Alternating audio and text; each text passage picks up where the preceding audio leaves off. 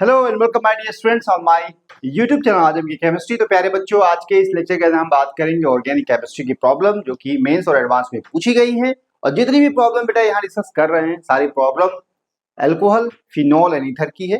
पहली प्रॉब्लम जो कि बहुत ही शानदार और कमाल की है, इसमें पूछा गया है, आपको दो स्टेटमेंट दिया है और सही स्टेटमेंट के बारे में पूछा है। Given below the two statement, first जो स्टेटमेंट है जिसमें कहा गया है di methyl ether is completely soluble in water, ये बात ठीक है या गलत अभी हम लोग आगे देखेंगे। उसके बाद पूछा गया है वाटर में सॉल्युबल है dimethyl ether, however diethyl ether is soluble in water to a very small extent. क्या स्टेटमेंट ठीक है या नहीं है, इसके बारे में बात करें हम लोग। सेकंड जो स्टेटमेंट जो दिया गया है इसमें पूछा गया है sodium metal can be used to dry dimethyl ether and not ethyl alcohol. In the light of given statement choose the correct answer from the option given below. तो बेटा यहाँ पे अगर आप ध्यान से देखें तो इस क्वेश्चन के अंदर जो पहला स्टेटमेंट है इसमें पूछा है कि डाईमिथाइल ईथर, यहाँ पे कहा गया है कि जो डाईमिथाइल ईथर है, यहाँ पे जो CH3 है और यहाँ पे जो CH3 है, स्ट्रक्चर तो ये होता है डाईमिथाइल ईथर का बेंट स्ट्रक्चर है यहाँ पे, और यहाँ भी मॉलिक्यूल जो है पोलर है। कैसा है, ये आपका पोलर है, और पोलर होने की वजह से यहाँ पे इसमें एसिडिक हाइड्रोजन तो है नहीं, तो इनके बीच में कोई हाइड्रोजन बॉन्डिंग नहीं होगी, कोई इंटरैक्शन नहीं है, वीक इंटरैक्शन। लेकिन वाटर में सॉल्युबिलिटी शो करेगा। कब शो करेगा, यहाँ पे देखें तो यहाँ पे ये वाला जो पार्ट है ये आप पता है कि नॉन पोलर है, नॉन पोलर है, आप कह सकते हो हाइड्रोफोबिक है, हाइड्रोफोबिक पार्ट है। अगर इसको आप बढ़ाओगे ना, अगर आप इसको बढ़ाते हो तो सॉल्युबिलिटी घटेगी। यहाँ पे जो डाईमिथाइल है, यहाँ पे अगर हम बात करें कि यहाँ पे जो CH3 है, यहाँ पे जो CH3 है, जो यहाँ लोन पेयर है ना बेटा, यहाँ देखिए तो पोलैरिटी है, यहाँ मॉलिक्यूल में पोलैरिटी इस तरह से होगी, और यहाँ पे कैंसिल आउट नहीं होगा, डायपोल मोमेंट जीरो नहीं होगा, मतलब कह सकते हो डायपोल मोमेंट जो है नॉट इक्वल टू जीरो, यहाँ पे कुछ ना कुछ होगा। अब यहाँ होगा क्या ना कि वाटर जो है ना बेटा, वाटर है, वाटर के साथ इंटरैक्शन है, ये इंटरैक्शन होगा, हाइड्रोजन बॉन्डिंग होगा। यहाँ पे कह सकते हो कि जो वाटर है, वाटर के साथ हाइड्रोजन बॉन्डिंग शो करेगा, और इसी इंटरेक्शन की वजह से यहाँ पे कह सकते हो कि डाईमिथाइल ईथर सॉल्युबल है। क्या है, इसको हम बोल सकते हैं कि सॉल्युबल है due to hydrogen, due to hydrogen bonding with water. बात सही है।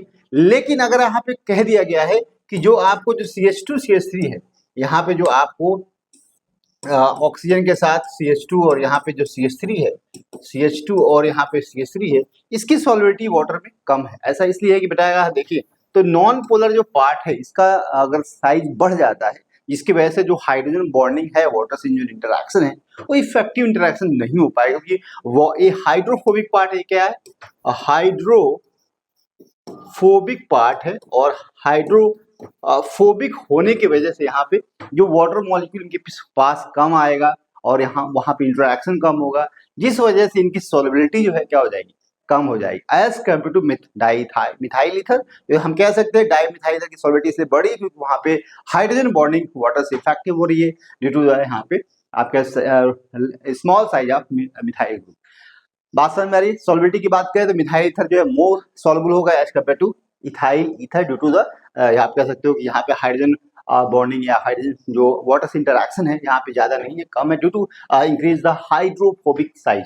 ठीक है, ये बात क्लियर। दूसरी बात कही गई, तो इसका मतलब है कि जो स्टेटमेंट 1 है that is correct, dimethyl ether is completely soluble in water, however diethyl ether is soluble in water in very small content. बिल्कुल सही स्टेटमेंट है। सेकंड स्टेटमेंट की बात करें यहाँ पे, sodium metal can be use to dry diethyl ether. जो diethyl जो सॉल्वेंट है उसको हम लोग ड्राई कर सकते हैं, उसमें जो प्रेजेंट वाटर मॉलिक्यूल के एक्सट्रैक्ट निकाल सकते हैं और सॉल्वेंट को प्योर बना सकते हैं। तो लेकिन सिर्फ ये डाईइथाइल ईथर के केस में कर सकते हैं, न कि इथाइल अल्कोहल में। यहाँ पे कहा गया है कि इथाइल अल्कोहल केस में आप सोडियम को यूज नहीं कर सकते फॉर द यहाँ पे ड्राई करने के लिए। तो इस स्टेटमेंट ठीक है, तो दोनों स्टेटमेंट ठीक है। यहाँ पे अगर स्टेटमेंट सेकंड का अगर हम और एक्सप्लेनेशन दे आपको, तो यहाँ समझ सकते हो बेटा कि जो आपका डाईइथाइल ईथर है यहाँ पे CH3 है, और यहाँ पे जो सॉरी ऑक्सीजन यहाँ पे CH2 है और यहाँ पे CH3 है, CH2 और यहाँ पे CH3 है। बेटा ये जो सॉल्वेंट है डाईइथाइल ईथर है, यहाँ पे डाई यहाँ पे इथाइल ईथर है, इसकी आपको पता है कि ये वाटर जो सोडियम के साथ अगर रिएक्शन करेगा तो यहाँ पे कोई रिएक्शन शो नहीं करेगा। तो वाटर मॉलिक्यूल इसमें इस सॉल्वेंट के अंदर अगर जो यहाँ पे जो सॉल्वेंट के अंदर वाटर प्रेजेंट होंगे उनके साथ रिएक्शन करके वाटर को रिमूव कर सकता है और हटा सकता है और यहाँ पे प्योर जो यहाँ पे डाईइथाइल जो सॉल्वेंट है उसको प्योर बना सकता है। लेकिन ये जो है आपको पता है कि जो यहाँ पे जो वाटर है डाईइथाइल अगर हम बात करें CH3 अगर CH2OH की बात करें तो ये सोडियम के साथ रिएक्ट कर जाएगा। कभी भी इसको यहाँ ये अल्कोहल को सोडियम के साथ कभी भी प्योर नहीं कर सकते, क्योंकि यहाँ जब सोडियम देंगे तो यहाँ पर हाइड्रोजन एसिडिक है और एसिडिक होने की वजह से यहाँ रिएक्शन होती है और यहाँ पे 2 मोल इसके रिएक्शन करेंगे 2 मोल इसके रिएक्शन करेंगे और आपको इथा ऑक्साइड बनाएगा। क्या बनाएगा? ऑक्सीजन के साथ सोडियम यहाँ लग जाएगा प्लस और माइनस और यहाँ पे हाइड्रोजन बाहर निकलेगा। क्या निकलेगा? Hydrogen gas. और ये इस वजह से हो रहा है कि सोडियम जो है आपका रिएक्ट कर जाएगा मोस्ट एसिडिक हाइड्रोजन की वजह से। ये जो हाइड्रोजन लग रहा है ऑक्सीजन से अटैच है और एसिडिक नेचर का होता है और आसानी से बाहर निकल जाता है in form of hydrogen gas और ये बनाता है सोडियम इथाऑक्साइड। तो ये रिएक्शन पॉसिबल है जब भी एसिडिक हाइड्रोजन ऑर्गेनिक कंपाउंड में प्रेजेंट होकर सोडियम का रिएक्शन इस तरह की होती है। लेकिन यहाँ पे अगर बात करें कि इसके साथ अगर सोडियम रिएक्शन कराएंगे तो यहाँ पे इटसेल्फ इसके कोई रिएक्शन नहीं हो पाती, लेकिन हाँ वाटर अगर प्रेजेंट है तो उसको यूज कर सकते हैं for sodium use for purify या ड्राई कर सकते हैं इस सॉल्वेंट को। डाईइथाइल ईथर जो सॉल्वेंट है उसको प्यूरिफाई कर सकते हैं by using sodium metal. Okay, तो स्टेटमेंट सेकंड की अगर बात किया जाए तो sodium metal can use to dry diethyl ether and not ethyl alcohol. मैंने बताया है कंटेमिनेशन हो जाएगा अगर डाईइथाइल ईथर इथाइल अल्कोहल के साथ रिएक्शन करा सोडियम के वहां पे कंटेमिनेशन हो जाएगा, लेकिन प्योरीफाई कर सकते हो अल्कोहल को ईथर को ड्राई कर सकते हो सॉल्वेंट को बाय यूजिंग सोडियम मेटल। तो दोनों स्टेटमेंट 1 और सेकंड क्या है? सही है। तो यहाँ पे आप देख सकते हो कि both statement 1 false but second true. No, both statement 1 and second are true. तो आप कह सकते हो यहाँ पे दोनों स्टेटमेंट क्या है? सही है। तो आई होप बेटा ये प्रॉब्लम आपको समझ में आई हो। चलिए तो नेक्स्ट प्रॉब्लम करते हैं। यहाँ पे जो क्वेश्चन पूछा गया है, a toxic compound A when reacted with sodium cyanide in aqueous medium is an edible cooking component and food preservative. B is converted to C by diborane and can be used as an additive to petrol to reduce the emission. C upon the reaction with oleum at 140 degree is a anesthetic. D identify A B C D respectively. तो बेटा question बड़ा शानदार है, JEE mains में इसी साल पूछा गया था और क्वेश्चन को अगर सॉल्व करना है पहले आप देखें टॉक्सिक कंपाउंड ए जो कि react with sodium cyanide aqueous medium give edible cooking components या कह सकते हैं उसको फूड प्रिजर्वेटिव। तो यहाँ पे आप देखें तो एथेनॉल जो कि एस्ट्रोडाइटाइल, अगर सेकंड बी की बात करें, अगर आपको शॉर्ट समय में क्वेश्चन को देखना समझना है तो आप देखें कि बी कंपोनेंट के बारे में सर्च करना है कि जो बी कंपोनेंट बन रहा है ए की रिएक्शन कराने के बाद सोडियम साइनाइड के साथ जो बी कंपोनेंट बन रहा है जो कि खाने के लिए या फूड प्रिजर्वेटिव में यूज होता है। तो यहाँ पे एसिटिक एस्ट्रोडाइटाइल होता नहीं है, हाइड्रोक्सी प्रोपेनिक एसिड नहीं होता है, फॉर्मल्डिहाइड जो कि भाई सेफ नहीं होता है। यहाँ पे एसिटिक एसिड की बात करें तो जो कि आपको पता है कि खाने में इस्तेमाल होता है प्लस यूज कर सकते हैं एज ए फूड प्रिजर्वेटिव। तो आपको देखें तो डी आंसर तो करेक्ट होगा। आपको यहाँ पे कोई ज्यादा आपको रिएक्शन के बारे में प्रोसीड नहीं कर रहा है कि आपको रिएक्शन करनी है उसके बाद आंसर निकालना है। आप सिंपली यहाँ पे देख सकते हैं, बाकी कोई भी ऐसा बी जो कंपोनेंट है सुटेबल नहीं है फॉर फूड खाने के लिए इस्तेमाल नहीं कर सकते, प्लस फूड प्रिजर्वेटिव को आप रख नहीं सकते हो। That means acetic acid is the correct option for B component. अगर हम इसकी रिएक्शन की बात कर ले, चलो सबसे पहले यहाँ पे ए कंपोनेंट है जो कि टॉक्सिक है, ये क्या है? ये आपको टॉक्सिक है और बेटा अगर इसके साथ आपने रिएक्शन कराया है सोडियम साइनाइड के साथ में तो बेटा आपको क्या मिल रहा है? इडिबल मिल रहा है। क्या मिला? Edible cooking. यहाँ पे क्या मिल रहा है? यहाँ पे बेटा आपको क्या मिल रहा है? यहाँ पे सोडियम साइनाइड को मीडियम, यहाँ पे एसिडिक मीडियम में रिएक्शन करानी है और रिएक्शन जब एसिडिक मीडियम में होती है तो यहाँ पे क्या हो सकता है देखें आप। तो सबसे पहले टॉक्सिक जो कंपोनेंट है ये मिथेनॉल हो सकता है, यहाँ पे CH3 और यहाँ पे OH, और एसिडिक मीडियम में रिएक्शन कराएंगे सोडियम साइनाइड के साथ में बेटा तो इसका पता है लोन पेयर, यहाँ पे प्रोटोनेशन होगा। सबसे पहले क्या होगा? प्रोटोनेशन, और यहाँ पे आपको CH3OH2 का प्लस बन जाएगा। सोडियम जो साइनाइड है यहाँ पे ये रिएक्शन करेगा SN2 टाइप की और यहाँ पे बेटा वाटर बाहर निकलेगा इस तरह से, और आपको यहाँ पे क्या बन जाएगा, आपको बनेगा यहाँ पे CH3, यहाँ पे Cl। इसकी क्या कहा गया है, अच्छा इसकी हाइड्रोलिसिस भी की जा रही है एक्वस मीडियम। तो यहाँ पे बेटा क्या होगा, हाइड्रोलिसिस हो जाएगी, ठीक है, एक्वस मीडियम में। तो बेटा क्या बन जाएगा, यहाँ पे CH3COH हो जाएगा। इसके बाद यहाँ पे कहा गया है कि जो जो सेकंड कंपोनेंट बी जो बन रहा है, इसको हम बी से रिप्रेजेंट करेंगे। क्या बन रहा है, बी, और ये बेटा ए था, ठीक है। मिथेनॉल से आपको एसिटिक एसिड बना रहे हैं, सोडियम साइनाइड रिएक्शन करा के इन एक्वस मीडियम। तो ये आपको बने। इसके बाद यहाँ पे देखें तो डाइबोरेन B2H6 का रिएक्शन कराएंगे, ये रिडक्शन रिएक्शन शो कर सकता है। और यहाँ पे बेटा आपको CH3 और यहाँ पे CH2OH बन जाएगा। इसको हम बोलते हैं इथेनॉल। क्या बोलते हैं, इथेनॉल बोलते हैं। और ये बेटा यूज होता है पेट्रोल में, इसको मिक्स किया जाता है, और जिसकी वजह से इसके आप कह सकते हो कि ये इसका जो परसेंटेज है 2014 में बहुत ही कम था। अभी 2025 में इसका मिश्रण जो है पेट्रोल में बढ़ गया है, तकरीबन यहाँ पे 20% मिलाया जाता है इथेनॉल। इसकी वजह यही होती है कि यहाँ पे एक वो ऑक्सीजन प्रोवाइड करता है, जलने में बहुत मदद करता है। दूसरी बात है कि यहाँ पे जो तेल की जो मात्रा है, हम ये आसानी से प्रोवाइड हो जाता है, गन्ने के अंदर गन्ने से निकाला जा सकता है। और दूसरी बात है कि प्रदूषण कम करता है, इसके जलने से प्रदूषण कम होता है। तो इसको ज़्यादा एनर्जी का स्रोत भी है। तो यहाँ पे इसको मिलाया जा रहा है ज़्यादा से ज़्यादा, कि हम दूसरे देश के ऊपर निर्भर न रहे ज़्यादा पेट्रोल के ऊपर। इसको भी थोड़ा मिला के हम लोग एनर्जी जो कि उत्पन्न करते हैं, इसको भी कर सकते हैं, ठीक है। तो इसको मिलाया जाता है। आज पहले 2% 4% मिलाया जाता, आज के दिन तकरीबन 20% इथेनॉल मिक्स किया जाता है पेट्रोल के अंदर। पेट्रोल के बारे में पता है, मिश्रण है हाइड्रोकार्बन का, जो क्रूड ऑयल से निकाला जाता है बाय फ्रैक्शनल डिस्टिलेशन।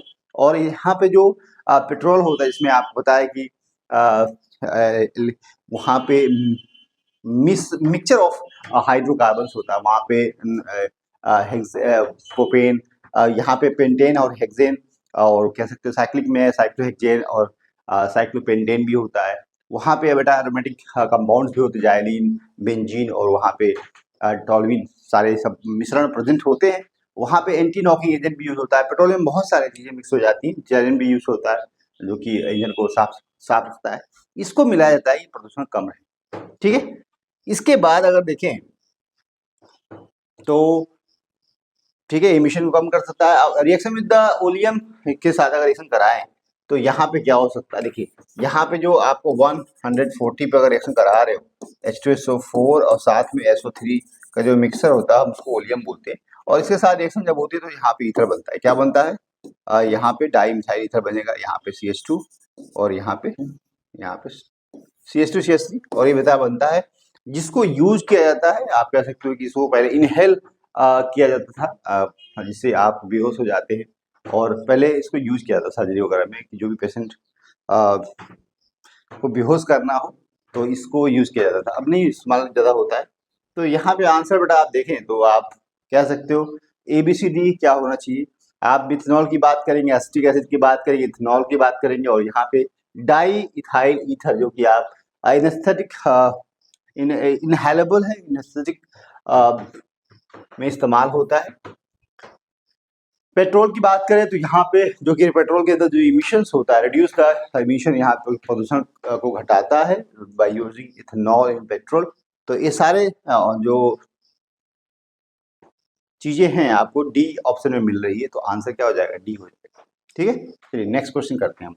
तो बेटे यहाँ जो क्वेश्चन पूछा गया है, an organic compound x with molecular formula C3H6O is not readily oxidized on reduction it gives C3H8O।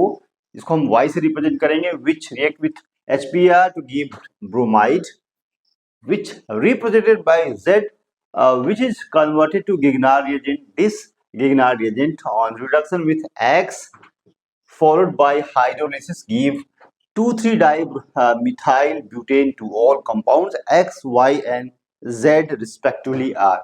आपको बताना है सबसे पहले क्या करना है, जो ऑर्गेनिक कंपाउंड है जो कि जिसका मॉलिक्यूलर फॉर्मूला C3H6O है। तो यहाँ पे सब जगह देखें तो यहाँ पे स्टार्टिंग मटेरियल 3 कार्बन ही है, और लेकिन ऑक्सीडाइज आसानी से नहीं हो सकता है। तो आप जान सकते हो कि जो कार्बोनाइल ग्रुप है यहाँ पे एल्डिहाइड और कीटोन है, तो कीटोन जो कि ऑक्सीडाइज नहीं होता है आसानी से। तो पहला तो आप यही आपको स्टार्टिंग मटेरियल जो एक्स होगा आपको यही होगा। उसके बाद अगर बात करें जब ऑक्सीडाइज नहीं होगा और अगर उसका रिडक्शन कराते हैं तो अल्कोहल का फॉर्मेशन होगा, और अल्कोहल बनने के बाद वहां पे HBr का रिएक्शन कराएंगे तो वहां पे वाटर निकलेगा, Br ऐड हो जाएगा and then react with the magnesium to form lignite. चलिए हम इससे पॉइंट रिएक्शन करते हैं। बेटा क्वेश्चन अगर देखें ध्यान से तो यहाँ पे आपसे जो पूछा गया है कि जो आपको इस स्ट्रक्चर के बारे में पता होना चाहिए, दैट इज एसीटोन, और यहाँ पे जो है आपको इस स्ट्रक्चर में आप पता है कि इसका ऑक्सीडेशन आसानी से नहीं हो सकता है। ऑक्सीडेशन जो है नॉट इज ऑक्सीडाइज इजिली। अगर आपको ऑक्सीडेशन कराना है तो स्ट्रॉन्ग ऑक्सीडाइजिंग एजेंट यूज करना पड़ेगा, तभी यहाँ पे ऑक्सीडेशन होगा। और यहाँ पे तो यहाँ पे अगर इसका रिडक्शन कराया जाए, क्या कराया जाए, रिडक्शन कराया जाए तो क्या मिल सकता है। तो बेटा देखो, आप अगर रिडक्शन कराते हो कोई भी रिड्यूसिंग एजेंट यूज करें, सोडियम यहाँ पे बोरोहाइड्राइड या आप यहाँ पे लिथियम एल्युमिनियम हाइड्राइड, तो यहाँ पे पता है कि यहाँ पे अल्कोहल का फॉर्मेशन होगा और यहाँ पे आपको इस तरह से H और यहाँ पे OH बन जाएगा। बात समझ आ रही। अब अगर आपने अल्कोहल के साथ रिएक्शन यहाँ पे कराई गई है HBr के साथ में, तो क्या हो सकता है, आंसर बहुत ही सिंपल है, यहाँ पे प्लस और यहाँ माइनस, लोन पेयर यहाँ पे हो जाएगा प्रोटोनेशन। प्रोटोनेशन, और जब प्रोटोनेशन होगा तो यहाँ पे बेटा क्या बनेगा, यहाँ पे आपको OH2 का प्लस हो जाएगा और यहाँ पे वाटर बाहर निकलेगा और माइनस जो H2O बाहर निकलेगा, तो यहाँ पे आपको कार्बोकेटायन, मतलब यहाँ पे जो Br माइनस है ये इसके ऊपर अटैक करेगा। तो फाइनली आप देखेंगे तो क्या बन जाएगा, यहाँ पे आप कह सकते हो Br, या आप डायरेक्ट यहाँ कह सकते हो H2O बाहर निकलेगा और वहां पे Br जगह ऐड हो जाएगा। ठीक है, तो यहाँ पे आपको ये प्रोडक्ट बना है। अब अगर आपने इसके साथ मैग्नीशियम और या ड्राई ईथर यूज किया तो यहाँ पे आपको ग्रीनहार्ड रिएजेंट बनाएगा, बिल्कुल बनाएगा। यहाँ पे देखो कैसे, यहाँ पे आपको इनके बीच में जो कार्बन जो Br का बॉन्ड है इसके बीच में मैग्नीशियम इंसर्ट हो जाएगा, तो यहाँ पे आपको मैग्नीशियम और यहाँ पे Br, इसको हम बोलते हैं ग्रीनहार्ड रिएजेंट। ठीक है, और इसके बाद कहा गया है कि रिएक्शन कराना है किसके साथ में, इसके साथ में। ठीक है, तो क्या प्रोडक्ट बनेगा, तो प्रोडक्ट आप देखें यहाँ मेंशन किया हुआ प्रोडक्ट कि जो प्रोडक्ट बन रहा है यहाँ पे 2,3 डाइमिथाइल ब्यूटेन टू ऑल। ठीक है, तो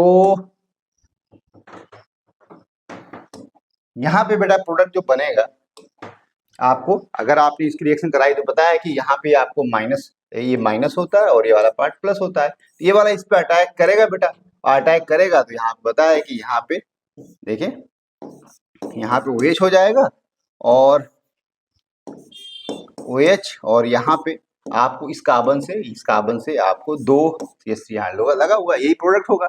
और इसकी मतलब अब इस प्रोडक्ट का अगर नाम देखें तो क्या बन रहा है, यहाँ पे देखें तो कितने कार्बन है, CH3, और 1 2 3 4 कार्बन बनाइए, तो एक CH3 है और यहाँ पे OH है और यहाँ पे CH3 है और यहाँ पे कार्बन और यहाँ पे CH3 और यहाँ पे आपको क्या है, यहाँ पे बेटा ये इस तरह से CH3 और यहाँ पे CH3 और यहाँ पे हाइड्रोजन है। इसका नाम अगर रखेंगे तो यहाँ पे 1 2 3 और यहाँ पे 4, 2 पे मिथाइल है, यहाँ पे 4 3 पे मिथाइल है, 2 3 डाइमिथाइल ब्यूटेन 2 ऑल हो जाएगा, जो कि यहाँ पे कहा गया है 2 3 डाइमिथाइल ब्यूटेन 2 ऑल होगा। तो यहाँ पे X Y और Z के बारे में पूछा गया है। तो बेटा यहाँ पे देखें कि आंसर आपको क्या मिलने वाला है, आंसर मिलेगा आपको कीटोन मिलेगा और बाद में यहाँ पे अल्कोहल मिलेगा। उसके बाद यहाँ रिएक्शन कराएंगे तो यहाँ पे आपको आंसर बेटा बी मिलेगा। ठीक है, तो बाकी कहीं पे भी इस तरह का आंसर नहीं है। ठीक है, बात समझ आ रही, बहुत मुश्किल नहीं था, आसान था। यहाँ पे organic compound x with molecular formula यहाँ पे दिया हुआ है, तो इसका जो मॉलिक्यूलर फॉर्मूला यहीं पे है। ऑक्सीडाइज नहीं होगा क्योंकि acetone can not be oxidise easily, वहाँ पे अगर ऑक्सीडेशन कराना है ऑक्सीडेशन तो वहाँ पे स्ट्रॉन्ग ऑक्सीडाइज करना पड़ेगा। ऑन रिडक्शन विद गिव इतना which react with the HBr to give Z which converted to Grignard agent. This Grignard agent on reaction with not reduction with, ठीक है, reaction with X followed by hydrolysis two three types हैं compound जो कि बनेगा compound X Y and Z. X के बारे में बता दिया, वाई के बारे में बताया, जेड के बारे में बता, तो यही तो आंसर है। एक्स क्या था बेटा, ये था एक्स, वाई क्या था बेटा, ये वाई था, और यहाँ पे आप देखें तो जेड बेटा क्या है, तो जेड आपका ये एक्स था, ये वाई था, और ये क्या था, जेड था। बात समझ आ रही है? तो ये सारी बातें आपने आंसर में देख ली, ठीक है। तो हम लोग नेक्स्ट क्वेश्चन करें। चलिए, यहाँ जो क्वेश्चन जो पूछा गया है, in the Claisian ischemic reactions to prepare dibenzyl acetone from 5.3 gram of benzaldehyde, a total of 3.51 gram of product was obtained. The percentage yield in this reaction क्या होनी चाहिए? तो सबसे पहले आपको पता होना चाहिए जो रिएक्शन है क्लेजियन इस्केमिक रिएक्शन क्या होती है बेटा। यहाँ पे होता है क्या है ना कि पीएच बेंजल्डिहाइड के साथ में, अगर हम बात करें बेंजल्डिहाइड की रिएक्शन होती है किसके साथ में बेटा, एसीटोन के साथ में। तो यहाँ पे आपको जो प्रोडक्ट मिलता है जिसको हम रिएक्शन को बोल सकते हैं यहाँ पे क्लेजियन इस्केमिक रिएक्शन बोलते हैं, और यहाँ पे जो प्रोडक्ट का फॉर्मेशन होता है इस तरह से होता है, इस तरह से। और ये कंडीशन जो है बेस, स्ट्रॉन्ग बेस कंडीशन में होती है, स्ट्रॉन्ग बेस प्रेजेंट होगा तभी रिएक्शन होगी, और यहाँ पे आपको इस तरह से कंडेंसेशन रिएक्शन होती है। तो अब यहाँ पे जो प्रोडक्ट बन रहा है, यहाँ पे कहा गया है कि 3.51 ग्राम है, ठीक है, प्रोडक्ट बन रहा है, और यहाँ पे जो स्टार्टिंग मटेरियल 5.3 ग्राम है। तो यहाँ पे आप बता रहे हैं कि परसेंटेज यील्ड क्या होगा। तो यहाँ पे एक्चुअल जो प्रोडक्ट जो हो रहा है और थ्योरेटिकल जो प्रोडक्ट है उसका रेशियो यानी यहाँ पे हम बोल सकते हैं कि परसेंटेज यील्ड। तो थ्योरेटिकली अगर देखें तो यहाँ पे आपको पता है कि मोल्स की बात करें तो 5.3 अपॉन यहाँ पे ग्राम्स, इसका मोलर मास अगर निकाले तो 106 आएगा। तो तकरीबन यहाँ पे 0.05 आएगा, और बेटा ये मोल्स जो कि रिएक्ट करेंगे, और इसके साथ तो यहाँ 1 मोल प्रोडक्ट बनाएगा। लेकिन उस हिसाब से यहाँ देखें तो 3.51 ग्राम प्रोडक्ट बनेगा, लेकिन थ्योरेटिकली पॉसिबल नहीं है, क्योंकि यहाँ पे 2 मोल से यहाँ पे 1 मोल प्रोडक्ट बन रहा है। तो यहाँ कह सकते हैं कि जो यहाँ पे मोल्स की बात करें तो 2 मोल्स मतलब यहाँ पे 2 से मल्टीप्लाई करें तो यहाँ पे तकरीबन 25 हो जाएगा, ठीक है, 0.025। और इसको अगर आपने इसके मोलर मास से मल्टीप्लाई किया तो आपको ग्राम निकल के आ जाएगा। तो यहाँ पे आपको 0.25 इंटू मोलर मास इसका कितना है, तकरीबन 234 होगा, 234। तो यहाँ पे आपको लगभग 5.3 ग्राम आएगा, जो कि आपको ये थ्योरेटिकली जो है आपको प्रोडक्ट मिलेगा। तो अब अगर आप इन दोनों को इल बताना चाहते हैं कि भाई परसेंट ऑफ इल्ड क्या होगा, तो यहाँ पे एक्चुअल और थ्योरेटिकल का रेशियो निकालेंगे तो वहाँ पे आपको actual yield of percentage yield निकल के आएगा। तो यहाँ पे जो प्रोडक्ट बन रहा है एक्चुअल में 3.51 ग्राम मिल रहा है, और यहाँ पे 5.3 मिल रहा है। तो यहाँ पर जब रेशियो करोगे तकरीबन 60% आएगा। कितना आएगा, 60%। बात समझ आ रही है? तो यहाँ पे देखो मैंने थोड़ा एक्सप्लेनेशन दिया हुआ है कि जब भी आप रिएक्शन कराओगे ना बेंजल्डिहाइड की एसीटोन के साथ में स्ट्रॉन्ग बेस में, तो यहाँ पे डाइबेंजीन जो भी प्रोडक्ट बनता है कंडेंसेशन प्रोडक्ट है। उसके बाद यहाँ पे पता है कि 2 मोल से 1 मोल प्रोडक्ट बन रहा है, तो इसका मोलर मास हमने निकाल रखा है 234 है, 106 है। इसका जब मोल्स निकालेंगे तो तकरीबन ये आएगा, लेकिन 2 से मल्टीप्लाई इसलिए करना है।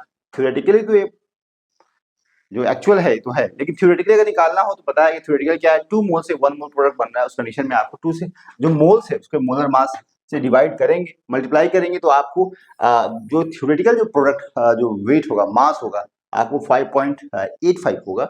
और अगर आपने इनका रेशियो किया एक्चुअल थ्योरेटिकल यील्ड इनटू 100, तो यहाँ बेटा आपको मिलेगा 60%। क्या मिलेगा, 60%। यही बेटा आंसर होगा। तो यहाँ पे हम लोग लिख सकते हैं 60%। तो आई होप बेटा जितनी प्रॉब्लम मैंने आज डिस्कस की है आपको मजा आया होगा, और इसी तरह की वीडियो देखने समझने और अपने एग्जाम में अच्छा करने के लिए आप मेरे यूट्यूब पेज को फॉलो कर सकते हैं, आजम की केमिस्ट्री। साथ में इंस्टाग्राम फेसबुक पे मुझे इसी नाम से फॉलो कर सकते हैं। Thank you very much.